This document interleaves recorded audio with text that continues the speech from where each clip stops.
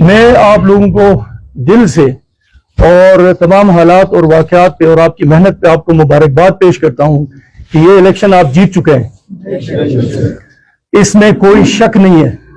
آپ تقریباً 7,000 ووٹ لے چکے ہیں جو کہ صحیح سچے دھلے ہوئے ووٹ تھے، جس میں کسی قسم کا بھی کوئی شائبہ نہیں تھا۔ اور میں تمام اپنے کارکنوں کو جنہوں نے اس پارٹی کو اور اس الیکشن کو اپنی محنت اور اپنے عزم کے ساتھ تکمیل تک پہنچایا، ان تمام رکاوٹوں کے باوجود ان کو بھی مبارکباد پیش کرتا ہوں کہ یہ پارٹی آپ کے کندھوں پہ کھڑی ہے اور یہ الیکشن آپ کے جسموں نے لڑا ہے، آپ کی سوچوں نے لڑا ہے، آپ اس کے لیے انتہائی مبارکباد کے مستحق ہیں۔ اس کے بعد میں حلقے کے تمام ووٹروں کا شکریہ ادا کرنا چاہتا ہوں کہ آپ نے بغیر کسی لالچ کے، بغیر کسی ڈیمانڈ کے، بغیر کسی حیل و حجت کے ہمارے ساتھ شانہ بشانہ کھڑے ہوئے، مظلومیت کے عوض، ظلم اور زیادتی کے عوض، ترقی کی ان راہوں کے عوض جو خالد خورشید اور اس کی ٹیم نے اس حلقے میں جال بچھایا تھا، اس عدل اور انصاف کے تحت جس میں اس نے اپنے اور پرائے ووٹر میں فرق نہیں کیا تھا، آپ اس کے لیے مبارکباد کے مستحق ہیں اور میں آپ کا شکریہ کرتا ہوں۔ اور جیت کی مبارکباد کے اصل مستحق آپ لوگ ہیں۔ اور میں پورے گلگت بلتستان کے عوام کا بھی شکریہ ادا کرتا ہوں کہ انہوں نے جس طرح نکل کر پی ٹی آئی کا علم بلند کیا اور پی ٹی آئی کے لیے انہوں نے روڈوں پہ دوڑیں لگائیں اور پی ٹی آئی کے لوگوں کے استقبال کے لیے کھڑے ہوئے۔ آپ جانتے ہیں پہلے دن سے ہی، اس دن جس دن پی ٹی آئی کا نشان جو بلہ ہے وہ ان سے چھینا گیا تھا، الیکشن اسی دن جیت چکی تھی پی ٹی آئی۔ یہ صرف ایک فرضی کارروائی تھی جو آج تکمیل کو پہنچی ہے۔ اور آپ نے دیکھا کہ تمام پارٹیوں کو یہ اجازت تھی کہ وہ اپنے اپنے پہلوان اپنے اپنے سورما میدان میں لائیں، لوگوں کو مرعوب کریں، اور لوگوں کو یہ امپریشن دیا گیا کہ یہ لوگ، ان کو کھلی آزادی ہے۔ مگر پی ٹی آئی کے کسی بندے کو اس دھرتی پہ آنے کی اجازت نہیں دی۔ یہ دھرتی مہمان نواز ہے، یہ دھرتی لوگوں کا، مسافروں کو عزت کرتی ہے۔ آپ نے دیکھا کس طرح سے ان کے ساتھ برتاؤ کیا گیا۔ مقامی پولیس اور باہر سے آئے ہوئے پولیس کے اہلکاروں نے ان کی تذلیل کی، جس کی ہم مذمت کرتے ہیں۔ اگر فری اینڈ فیئر الیکشن ہوتا تو ان کو کھلی اجازت ہونی چاہیے تھی جیسی دوسری پارٹیوں کو ہونی چاہیے تھی۔ اس کے لیے یہ ایک شرمناک عمل تھا جس کو ہم نے پوری دنیا کے ساتھ مل کے دیکھا، اور یہ لوگوں کے دل و دماغ پر نقش ہے۔ اس کے علاوہ میں یہ کہنا چاہتا ہوں کہ جی، اس الیکشن کی مماثلت 8 فروری کے جو پاکستان میں ہوا تھا اس سے ملتی ہے۔ اس دن بھی ایک واردات ہوئی تھی۔ اس دن کی واردات کا طریقہ تھا فارم 45۔ فارم 45 جو ہے وہ انہوں نے چینج کر کے فارم 47 میں ساری تبدیلی کر دی۔ لیکن عوام جان چکی تھی، اس چور دروازے پہ عوام نے پہرا دیا، تو اب ایک نیا اور ایک دوسرا دروازہ چنا گیا۔ یہ دروازہ تھا فیک ووٹوں کا، فیک پوسٹل بیلٹس کی اپلیکیشنز اور فیک ووٹس کی اپلیکیشنز اور فیک پوسٹل بیلٹ پرنٹ کر کے اس نظام میں شامل کیے گئے۔ تو اس الیکشن کو فیک الیکشن ہے، یہ بوگس الیکشن ہے، یہ پورے جی پی سے یہی ہمیں اطلاعات موصول ہوئی، ہمارے پاس تو شواہد ہیں فیک پوسٹل بیلٹس کا، فیک بیلٹس کا اور فیک اپلیکیشنز کا۔ تو اس لیے یہ الیکشن ایک فیک الیکشن تھا، ایک فارجڈ الیکشن تھا، ایک مسلط کیا ہوا الیکشن تھا، جس میں حقیقی عوام کے نمائندوں کو ذلی بوس کیا گیا اور اپنے من پسند لوگوں کو چنا گیا۔ خاص طور پہ ایک پارٹی کو نوازنے کی بھرپور کوشش کی گئی، اس پارٹی کے لیے پورے سسٹم کو ہائی جیک کیا گیا اور ایک نئی نقب لگائی گئی۔ یہ نقب تھی کہ وہ جو بیلٹس کو پرنٹ کیا گیا وہ کسی نے تو کیا ہوگا، وہ کون ہے جس نے یہ پوسٹل بیلٹس پرنٹ کیے؟ یہ دھوکے بازی کی عوام کے ساتھ، عوام کے ووٹ کو اور عوام کے مینڈیٹ کو چوری کیا۔ وہ ایک چور ہے اور چور رہے گا جس نے غریب عوام کا ووٹ چرایا۔ اور اس چوری کی داستان میں آپ کو کچھ دیر کے بعد میں انشاءاللہ بتاؤں گا۔ لیکن پوسٹل بیلٹس میں یہ ہوا تھا کہ اپلیکیشنز فیک آئیں۔ ہم نے کچھ اپلیکیشنز جو فیک اپلیکیشنز ہیں ان کو آئیڈینٹیفائی کیا، کچھ ہمارے ووٹروں کو سرکاری ملازم بنا کر ان کی اپلیکیشنز دی گئیں اور اس کی درخواست دی گئی، جس کو ہماری ٹیم جو کہ وکلا کی ٹیم تھی، زبردست ٹیم تھی، اس نے آئیڈینٹیفائی کیا اور ان کی کینسلیشنز کی۔ سب سے زیادہ کینسلیشنز پاکستان مسلم لیگ نون کی اپلیکیشنز کی تھی، جو انلیگل تھی، فراڈ تھی اور فیک تھی۔ اس کے علاوہ ان جو اپلیکیشنز تھی جو پوسٹل بیلٹس ایشو ہوئے وہ صرف چورت کے اسٹیشن میں کراس نہیں ہوئے تھے. اس کا مطلب ہے تمام پوسٹل بیلٹس کے ڈبل ووٹ پڑے ہیں. تیسری بات یہ ہے کہ جو پوسٹل بیلٹس ریٹرن آئے ہیں ان میں بہت سارے پوسٹل بیلٹس درمیان میں ضائع کیے گئے ہیں. یہ بھی کسی وارداتیے کا کام ہے. ہمارے خاص طور پہ یہ شکایتیں موصول ہوئی ہیں کہ 40 کے قریب ہمارے پوسٹل بیلٹس ریٹرن نہیں ہوئے, اور یہ آپ اپنے ریکارڈ سے بھی چیک کر سکتے ہیں. ہم ان نان ریٹرن جو پوسٹل بیلٹس ہیں ان کا آپ کے ساتھ ریکارڈ بھی شیئر کریں گے. اب آتے ہیں کل جو واقعہ ہوا یہاں پہ رات کو, الیکشن کی شام کو 2 واقعات ہوئے. ایک ہوا ناکے میں, کیونکہ میں خود چورت میں الیکشن کو آبزرو کر رہا تھا اور کنڈکٹ کر رہا تھا. ہماری کینڈیڈیٹ شاہدہ خورشید کی کیمپین کے سلسلے میں ان کا بیٹا ہوں, خالد خورشید کا بڑا بھائی ہوں, اور چونکہ خالد خورشید صاحب اس وقت خود حلقے میں موجود نہیں تھے تو ان چیزوں کی ذمہ داری میرے کندھوں پہ تھی. اور میں شکریہ ادا کرتا ہوں پی ٹی آئی کے فورم کا جنہوں نے مجھے یہ عزت بخشی اور یہ مجھے ذمہ داری دی, ورنہ یہ لوگ مجھ سے بہت قابل اور بہت ذمہ دار تھے. تو کل جس وقت ہمارے ناکے کے اسٹیشن میں یہ ہمیں اطلاعات ملی کہ ری کاؤنٹنگ ہو رہی ہے, کاؤنٹنگ ہو رہی ہے, جو کہ بہت لمبا عرصہ ہو گیا کاؤنٹنگ ختم نہیں ہو رہی تھی. تو پھر جب ہم نے رابطہ کیا تو پتہ چلا کہ ری کاؤنٹنگ ہو رہی. یہ ری کاؤنٹنگ کوئی مسلسل 6 دفعہ ہوئی.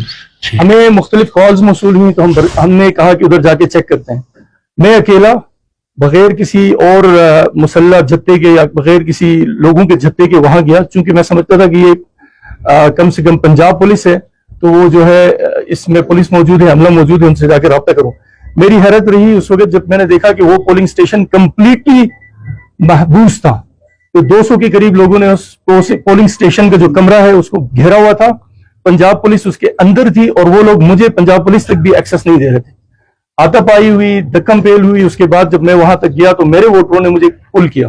اتنے میں مجھے یہ خبر ملی کہ کچھ 4-5 گاڑیاں میرے پیچھے چورت سے روانہ کی گئی ہیں جو مجھے زدوں کو یا مجھے نقصان پہنچانے کی کوشش کر رہے ہیں. اس خبر پہ میرے ووٹروں نے مجھے روکا.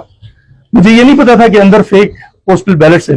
یہ کریڈٹ جاتا ہے میرے پولنگ ایجنٹس کو جنہوں نے آئیڈینٹیفائی کیا کہ 200 کے قریب فیک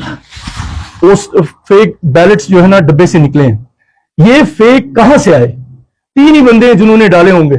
یا تو خالد خورشید کی ٹیم ہوگی, یا فرمان کی ٹیم ہوگی, یا فہد کی ٹیم ہوگی. نظام کا کام ہے, حکومت کا کام ہے, الیکشن کمیشن کا کام ہے کہ اس کو آئیڈینٹیفائی اس چوری کو. جب چوری کا مال برآمد ہو گیا, فارمز وہ جو بیلٹس ہیں وہ آئیڈینٹیفائی ہوئے, آئسولیٹ ہوئے اور ان کو ایک الگ ڈبے میں بند کر کے ڈی آر او صاحب تک پہنچایا گیا. اور اس کا ذکر فارم 45 میں بھی ہے. اب ایک چوری ہو چکی ہے, اس کے جرم کے نشان ہے, تو مجرم کون ہے؟ ہمارا یہ کہنا ہے کہ جب تک اس مجرم کی نشاندہی نہیں ہوتی, آئیڈینٹیفیکیشن نہیں ہوتی, یہ الیکشن فیک رہے گا اور یہ ایک فراڈ رہے گا. اس مجرم کا پتہ چلنا عوام کے لیے ضروری ہے, کیونکہ ہم تینوں میں سے جو بھی وہ مجرم ہے وہ دوبارہ انتخاب کے قابل نہیں ہے. وہ تمام بیلٹس جس کو فائدہ پہنچا رہے تھے وہی اس کا مجرم ہے, وہی اس کا ذمہ دار ہے. اس لیے اس عمل کو پائے تکمیل تک پہنچانا اس نظام کی بہت ضروری ہے. ہم نے اپنے جب یہ معاملہ, اور دوسرا ایک معاملہ زے پور میں ہوا, اس کو آپ کو ڈیٹیل پتا ہے کہ جو واقعہ ہوا وہ بھی یہی واقعہ تھا تقریباً. وہاں کے اندر بھی فیک ڈل رہے تھے. اس کے علاوہ چور فیمیل اسٹیشن سے ہمارے پولنگ ایجنٹس نے پولنگ ایجنٹس ہیں, انہوں نے اپنی جان پہ کھیل کر 70 کے قریب فیک بیلٹس اسی طرح آئیڈینٹیفائی کیے جس طرح ناکے میں کیے تھے, اور ان کو بھی ایک الگ لفافے میں بند کیا گیا ہے. یہ سلام پیش کرتا ہوں ان پولنگ افسروں کو جنہوں نے جان پہ کھیل کر سخت دباؤ, سخت بدماشی, سخت دہشت گردی کے باوجود انہوں نے اپنے قانونی فرائض انجام دیے, اور انہوں نے اس کا ذکر اپنے فارم 45 میں کیا کہ یہ فیک بیلٹس آئے ہیں. سب سے پہلے میں حلقے کی عوام کی طرف سے یہ پرزور مطالبہ کرتا ہوں جو ہے الیکشن کمیشن سے اور انتظامیہ سے کہ اس فیک بیلٹس کا پتہ چلنا چاہیے, کیونکہ یہ ایک سسٹمیٹک دھاندلی ہے. یہی دھاندلی نگر میں بھی ہوئی ہے, یہی دھاندلی حلقہ 2 میں بھی ہوئی ہے.